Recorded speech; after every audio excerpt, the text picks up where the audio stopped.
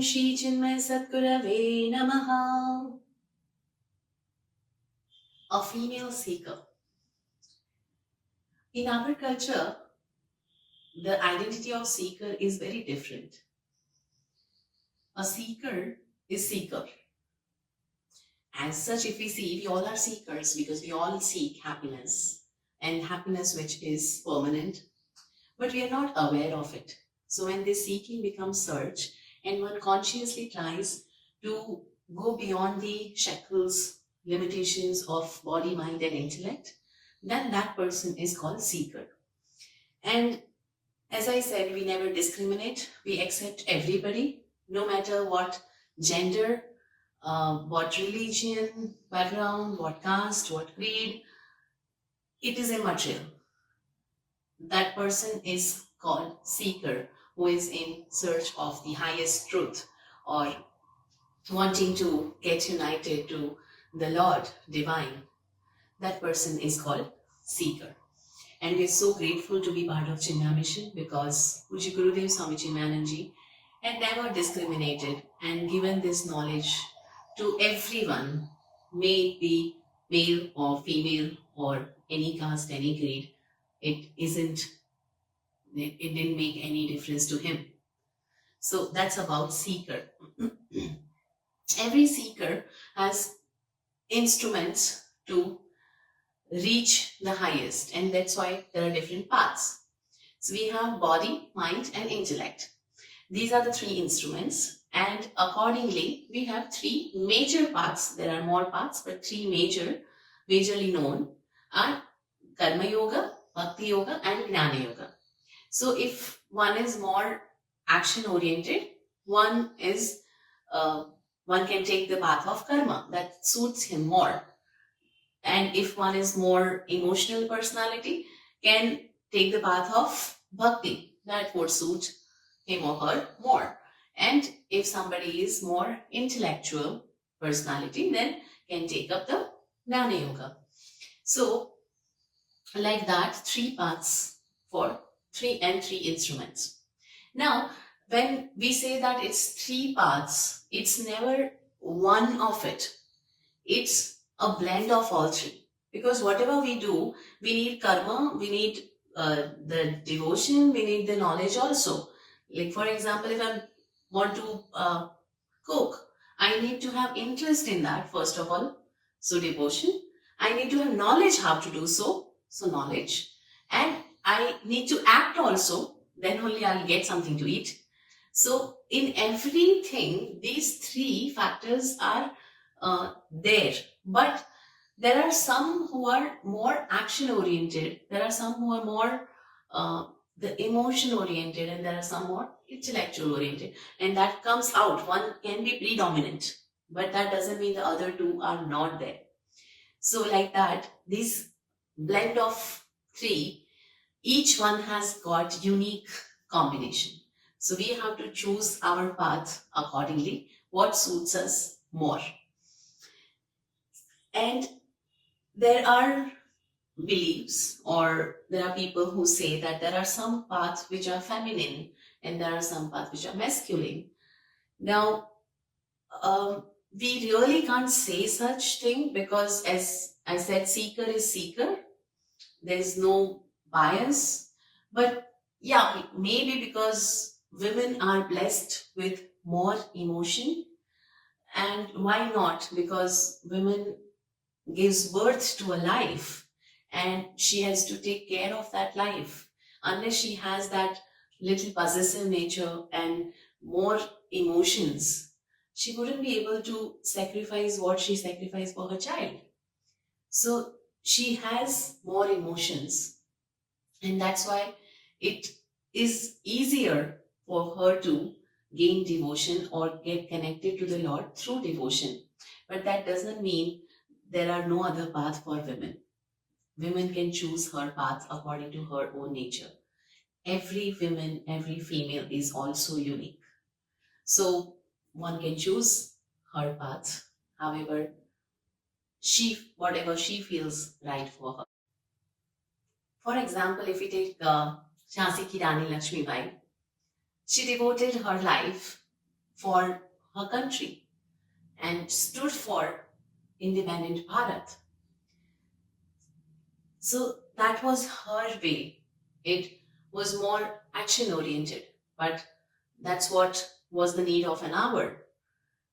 And she plunged into the wars or the political affairs. Similarly, Rani Ahilyabai, she was also a great devotee of Lord Shiva. But when time came, she also performed all her duty as an offering to Lord Shiva. So, although action oriented and uh, more of doing worldly things, but yet devotion was also there and knowledge was also there. So, there are many who have gone beyond the limitations of body, mind, and intellect, which is very difficult, through the higher goals and dedicating their lives to country or the higher ideals and reached the highest. There are some who had dedicated their lives for their beloved Lord. There's connection of love, bond of love, and there's a relation like Mirabai. She used to love Sri Krishna as her husband, and she used to worship. She used to sing glories of Bhagwan, do long pujas. These were her methods. Although her all the bhajans reflects the highest Vedantic knowledge. So knowledge was also there, but her dominating part was bhakti. Similarly for Janabai, Janabai was a great saint of Maharashtra. She also had immense love for Bhagwan without seeing also Bhagwan. She used to sing glories of Bhagwan. She used to clean the path of the temple because she was a lower caste, born in the lower caste family. So she was not allowed to go inside the temple. Yet she was just in love with Bhagwan. So she used to enjoy worshipping, taking name of Bhagwan. That was her method. And if we take the path of knowledge, we have Magargi. At the age where a female would dream about starting the family life or getting into the marriage, she was dreaming about being a part of Brahma Sadas, where great scholarly people who are well versed in scriptures come and discuss about the supreme truth. And not only she participated in Brahma Sadas, but she also challenged Yajnavalkya Rishi, who was greatest Vedantin at that time. So that was Ma Gargi. And then we had Ma Ubhay Bharati ji, who was wife of Mandana Mishra ji. And Mandana Mishra ji and Adi Shankaracharya ji had debate, and she was appointed as judge. And when she saw that her husband is losing, she herself intervenes and she challenges Adi Shankaracharya ji, who was the son for the entire Vedantic knowledge and Advaita Vedanta. So such was her caliber and knowledge. So we have women in every field. Also, our great scriptures depicts a seeker's journey in 9 stages, and these 9 stages are shown as a life of Ma Parvati, and it is called Navadurga. It's a beautiful journey, and at the end, she becomes accomplished. So the first mother takes birth as Sati. She is wedded to Shivji, and she has a lot of doubts in her mind. The notions, although she is with Lord Shiva, she is yet extroverted. So then when she gives up all her doubts and she burns into the fire, all her doubts and notions, everything, then a new faith is born and she takes birth as Ma Parvati. Now her faith is like Parvat. like mountain, and not an ordinary mountain like Himalaya. No one can move her faith. So unwavering faith in Lord. Now her faith is very strong. So that is the first stage for a seeker. When he gives up all the doubts and notions and becomes introverted, and has tremendous faith in existence of Lord, that there is Lord, there is some higher reality. That's the first stage. Then there is a second stage where Ma Parvati finds the purpose of her life through her guru, sage Narada. And she goes into the forest and performs extreme penance, austerity, and lives disciplined life of brahmacharya. Life of brahmacharya is the way of life which prepares your body, your mind, and your intellect to pursue this highest knowledge. So she lives this disciplined life as per her guru's instruction. And that is the second stage for a seeker, when he gains the guru's kripa and he or she lives disciplined life following the niyamas and doing as guru says. And that is called, that particular form of mother is called Brahmacharini. And she establishes the highest possibility of being Brahmacharini. That is the second stage. Then there is a third stage of a seeker. What is the third stage? Third stage is when she performed so much of austerity and penance. Of course, the Lord had to be pleased, and she gets wedded to Lord Shiva. Now, who is Lord Shiva? Shivji is the embodiment of knowledge. So, when the seeker is ready, he receives the knowledge and becomes one with the knowledge. And this form of the mother is called Chandraghanta. Chandra, the moon, when Shivji is wedded to Lord Ma Parvati, he gives his crescent moon to Ma Parvati, and he gives half of his body to Ma Parvati. And moon is always delighting the hearts. So then the seeker is delightful, gives joy to everybody, and Ghanta, the bell, is sign of alertness and is very much alert also. So that's the third form of the mother, Chandraghanta, where she gets wedded to Lord Shiva, the embodiment of knowledge. Then there's a fourth stage where now there is knowledge, the faith turns into the firm experience, and with this experience, with this blend of faith and knowledge, love and knowledge, the seeker creates a new world. And here in mother's life, we have fourth form is Ma Kushmanda. Kushmanda means she creates the entire universe. Entire universe is in her womb. So even seeker, when he or she receives the knowledge, there's a new world which is created by him or her. So that's the fourth stage, Kushmanda. Now, when the process of creation is going on, in process of creation there is destruction also. You need to take away the unnecessary things and keep what is needed. So the fifth is Skandamata. So she had the baby in the womb, yes, Kushmanda, and now that baby takes birth and she becomes Skandamata, the mother of Skanda, the Kartikeya Swami. So here also seeker needs now a great army to fight against all the hidden lower tendencies which are still there.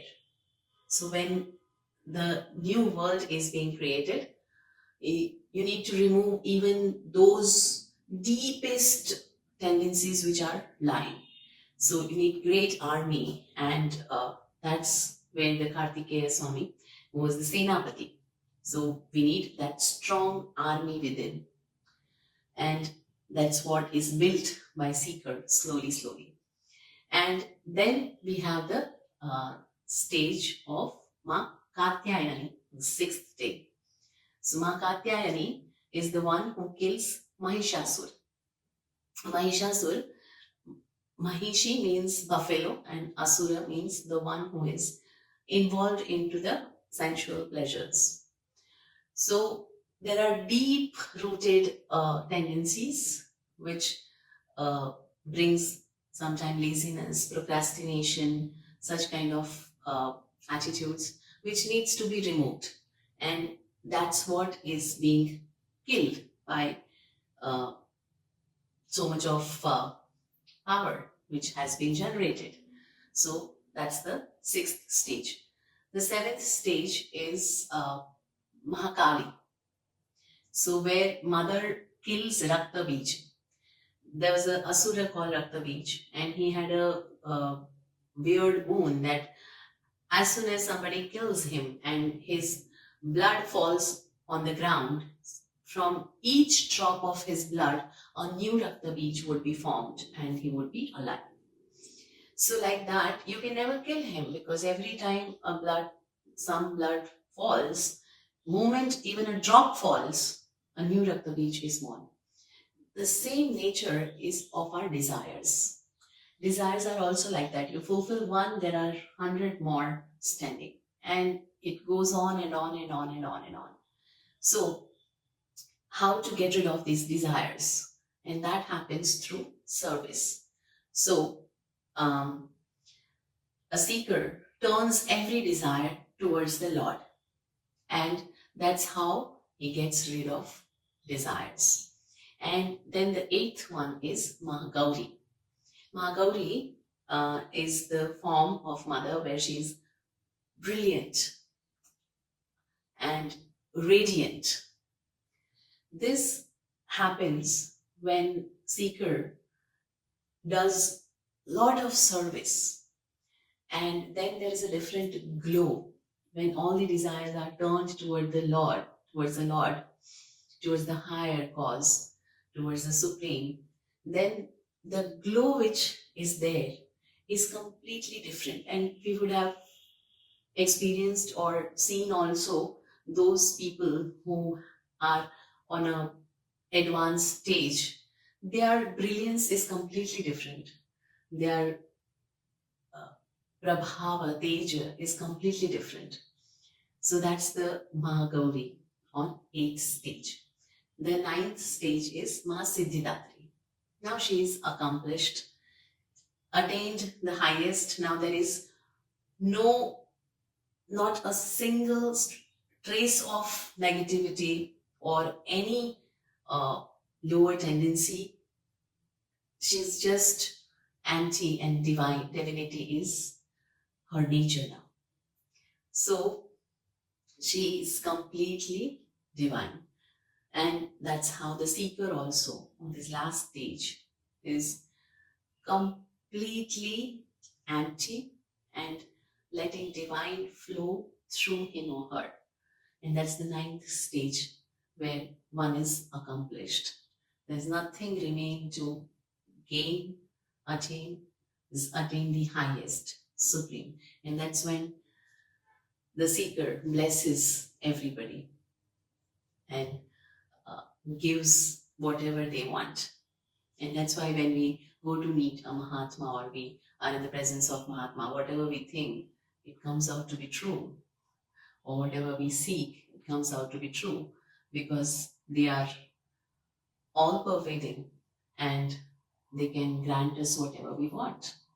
So that's how the 9 stages of a seeker, which makes the complete journey, and seeker becomes accomplished, which is depicted through Ma Parvati's life.